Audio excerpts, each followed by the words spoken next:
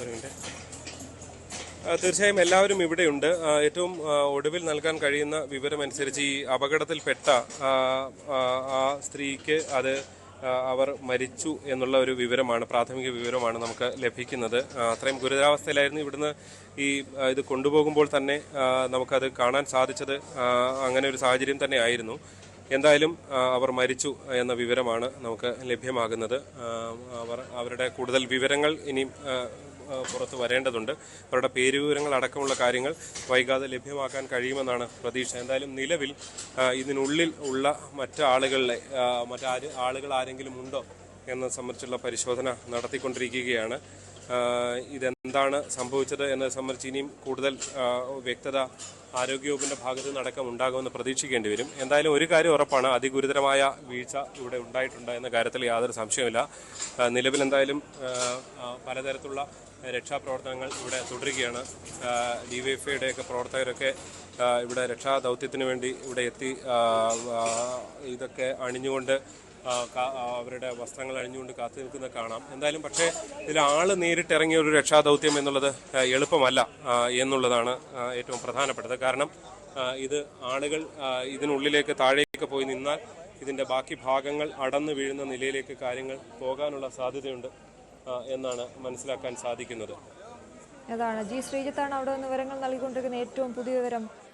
വളരെ ദുഃഖകരമായ വാർത്ത. പുറത്തെടുത്ത സ്ത്രീ മരിച്ചു എന്ന മരണം സ്ഥിരീകരിച്ചിരിക്കുകയാണ്. കൂടുതൽ ആളുകൾ ഇതിനകത്തുണ്ടോ, പെട്ടിട്ടുണ്ടോ എന്നറിയാനുള്ള ശ്രമം അവിടെ തുടരുകയാണ്.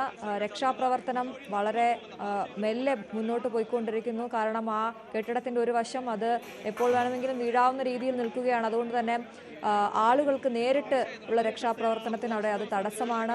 ഹിറ്റാച്ചി ഉപയോഗിച്ചുകൊണ്ട് ഇപ്പോൾ അവിടെ രക്ഷാപ്രവർത്തനം പുരോഗമിക്കുന്ന കാഴ്ചകൾ നമുക്ക് കാണാൻ സാധിക്കുന്നുണ്ട്.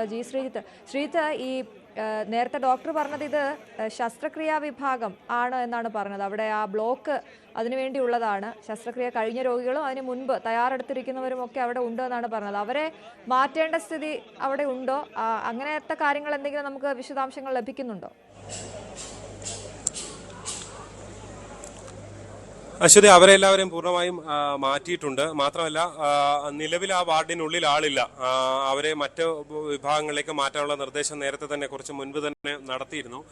അതായത് ഈ അപകടം ഉണ്ടായ ശേഷമാണ് അത് സംഭവിച്ചതെന്നാണ് നമുക്ക് മനസ്സിലാക്കാൻ സാധിക്കുന്നത്.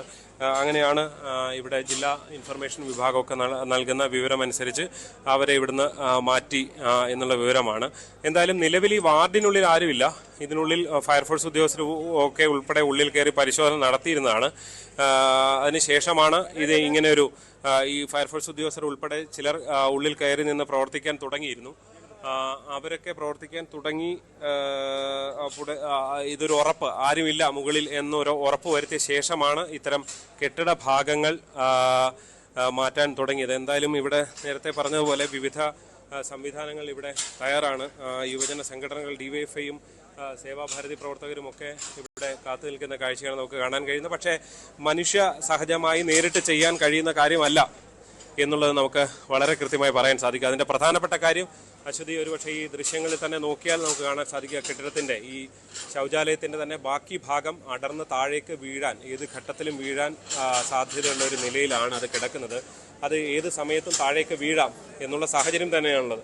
അതുകൊണ്ടാണ് ആളുകൾ അവിടെ നിന്ന് താഴെ നിന്ന് അതായത് നിന്നൊരു രക്ഷാപ്രവർത്തനത്തിന് തുനിയാത്തത്, അതിന് പോലീസും സംവിധാനങ്ങളൊന്നും അനുവദിക്കാത്തത് എന്നുകൂടി പറയേണ്ടി വരും. എന്തായാലും ഒരു കാര്യം ഉള്ളത്, നിലവിൽ ഇവിടെ പ്രവർത്തനങ്ങൾ ഈ ഹിറ്റാച്ചി എത്തിയ ശേഷം സാധ്യമായ വേഗത്തിൽ രക്ഷാപ്രവർത്തനം നടന്നുകൊണ്ടിരിക്കുന്നു. അതിനിടെയാണ് ഒരു സ്ത്രീയുടെ ശരീരം ഇതിനുള്ളിൽ കാണപ്പെട്ടത്. അവരുടെ ജീവൻ നഷ്ടപ്പെട്ടു എന്ന വിവരമാണ് ഇപ്പോൾ നമുക്ക് ഇവിടെ നിന്ന് അറിയാൻ സാധിക്കുന്നത്. അവരുടെ കൂടുതൽ വിവരങ്ങൾ വൈകാതെ നൽകാൻ കഴിയുമെന്നാണ് പ്രതീക്ഷിക്കേണ്ടത്. കാരണം ഇവിടെ നിന്നും അത്യാഹിത വിഭാഗത്തിലേക്കാണ് അവരെ കൊണ്ടുപോയിരിക്കുന്നത്. അത്യാഹിത വിഭാഗത്തിലേക്ക് അത് ഇവിടുന്ന് കുറച്ച് അകലെയാണ്. മെഡിക്കൽ കോളേജ് അത്രയും വിശാലമാണ്. ഏതാണ്ട് 500 ഏക്കർ വരുന്ന ഒരു കോമ്പൗണ്ടാണ് ഈ മെഡിക്കൽ കോളേജ്. അതിൽ വ്യാപിച്ച് കിടക്കുന്ന നിലയിലാണ് ഈ കെട്ടിടങ്ങൾ പല ഭാഗത്തായിട്ട് ഉള്ളത്. തീർച്ചയായും അവിടെ നിന്നാണ് അത്തരം വിവരങ്ങൾ നമുക്ക് ലഭിച്ചിട്ടുള്ളത്. എന്തായാലും നിലവിൽ ഈ കെട്ടിടത്തിൻ്റെ ബാക്കി ഭാഗങ്ങൾ അടർത്തി ഈ വീണ ഭാഗങ്ങൾ കട്ടകൾ ഒക്കെ നീക്കം ചെയ്തുകൊണ്ടുള്ള ഒരു രക്ഷാപ്രവർത്തനമാണ് ഇവിടെ നടന്നുകൊണ്ടിരിക്കുന്നത്. അത് ഇനി ഒരുപാട് വൈകാതെ അത് പൂർത്തിയാകുമെന്ന പ്രതീക്ഷയാണ് നിലവിലുള്ളത്.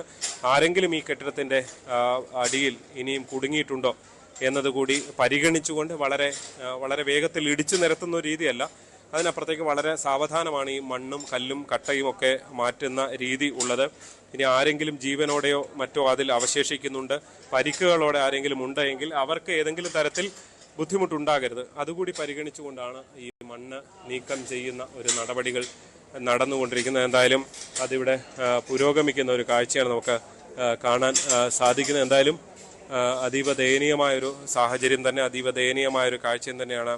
അതായത് തങ്ങളുടെ ആരോഗ്യ പ്രശ്നങ്ങൾക്ക് ആശ്രയ കേന്ദ്രമായി മാറേണ്ട ഒരു സ്ഥലത്ത് ഇങ്ങനൊരു ദുരന്തം ഉണ്ടായി എന്നുള്ളതാണ് ഈ ദുരന്തത്തിൻ്റെ ഒരു പ്രധാനപ്പെട്ട ഒരു വ്യാപ്തിയായി പ്രത്യേകം എടുത്ത് പറയേണ്ടത്. അവർ പ്രതീക്ഷയോടെ എത്തുന്ന ഒരു സ്ഥലമാണ്, ആ ഒരു സ്ഥലത്താണ് ഫലത്തിൽ ഇങ്ങനെയൊരു ദുരന്തം അവർക്ക് നേരിടേണ്ടി വന്നത് എന്നുള്ളതാണ് എടുത്ത് പറയുന്നത്. ഒരു പരിധിവരെ ഈ കെട്ടിടത്തിൻ്റെ ഈ ശൗചാലയത്തിൻ്റെ ഭാഗമാണ്, ഈ കക്കൂസും കുളിമുറിയും ഒക്കെയുള്ള ഭാഗമാണ് ഇടിഞ്ഞു വീണത് എന്നുള്ളത് കൊണ്ട്, അത് മാത്രമേ ഇടിഞ്ഞതിൽ നിന്നതുകൊണ്ട് വലിയൊരു ദുരന്തം ഒഴിവായി എന്നുള്ളതാണ്. പ്രത്യേകിച്ച് ഇതിന് പല കേടുപാടുകളും കാലപ്പഴക്കവും ഒക്കെയുള്ള കെട്ടിടമാണ്. അതുകൊണ്ട് പുതിയ കെട്ടിടം നിർമ്മിച്ചു കഴിഞ്ഞു, അതിൻ്റെ 90% പൂർത്തിയായി കഴിഞ്ഞു എന്നൊക്കെയാണ് ഇവിടെ അധികൃതർ വ്യക്തമാക്കിയത്. അതുകൊണ്ട് തന്നെ അങ്ങനെ ഒരു പ്രശ്നമുള്ള സ്ഥലമായിരുന്നു ഇത് എന്ന് കരുതിയിട്ടും ഇവിടെ ആളുകളുടെ തിരക്കുണ്ടാകും. കാരണം കോട്ടയം മെഡിക്കൽ കോളേജിനെ സംബന്ധിച്ച് നമുക്കറിയാം, ഒരുപക്ഷെ സംസ്ഥാനത്ത് ഏറ്റവും കൂടുതൽ ആളുകൾ ചികിത്സ തേടുന്ന ഒരു മെഡിക്കൽ കോളേജ് കൂടിയാണ്. മെഡിക്കൽ കോളേജ് എന്ന നിലയിൽ അതിൻ്റെ പ്രവർത്തനം വളരെ പ്രധാനപ്പെട്ടതാണ്. ഒരുപാട് പ്രധാനപ്പെട്ട ഹൃദയ ശസ്ത്രക്രിയയൊക്കെ നടത്തി പേരെടുത്ത ഒരു സ്ഥാപനം കൂടിയാണ് കോട്ടയം മെഡിക്കൽ കോളേജ്. അങ്ങനെ കരൾമാറ്റ ശസ്ത്രക്രിയ അങ്ങനെ പലതിനും പേരുകേട്ട സ്ഥലമാണ്. അതുകൊണ്ട് തന്നെ സാധാരണക്കാരായ, കയ്യിലധികം പണമില്ലാത്ത സാധാരണക്കാരായ പാവപ്പെട്ട മനുഷ്യരൊക്കെ ആശ്രയിക്കുന്ന സ്ഥലമാണ്. ഇടുക്കി, പത്തനംതിട്ട പോലെയുള്ള സ്ഥലങ്ങളിൽ, ആലപ്പുഴ, എറണാകുളത്ത് സഹകരണ മെഡിക്കൽ കോളേജ് ഉണ്ടെങ്കിലും ഇവിടുത്തെ ഈ വിഭാഗങ്ങളുടെയും മികച്ച ഡോക്ടർമാരുടെയൊക്കെ സേവനം കാരണം പല കേസുകളും ഇവിടേക്ക് റെഫർ ചെയ്യുന്ന സാഹചര്യം ഉണ്ട്.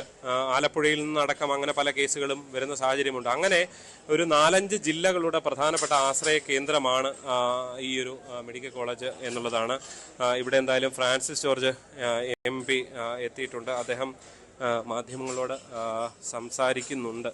നമുക്കും അവിടേക്ക് ഒന്നെത്താൻ വേണ്ടിയുള്ള ശ്രമം നടത്താം. അശ്വതി, എന്തായാലും നിലവിൽ ഇതിനുള്ളിൽ ആരെങ്കിലും പെട്ടിട്ടുണ്ടോ എന്നതടക്കമുള്ള പരിശോധനകൾ അവിടെ രക്ഷാപ്രവർത്തനം പുരോഗമിക്കുകയാണ്. ഇപ്പോൾ പുറത്തെടുത്ത ആ സ്ത്രീ മരിച്ചു എന്നുള്ള വളരെ ദുഃഖകരമായ വാർത്തയാണ് പുറത്തു വരുന്നത്.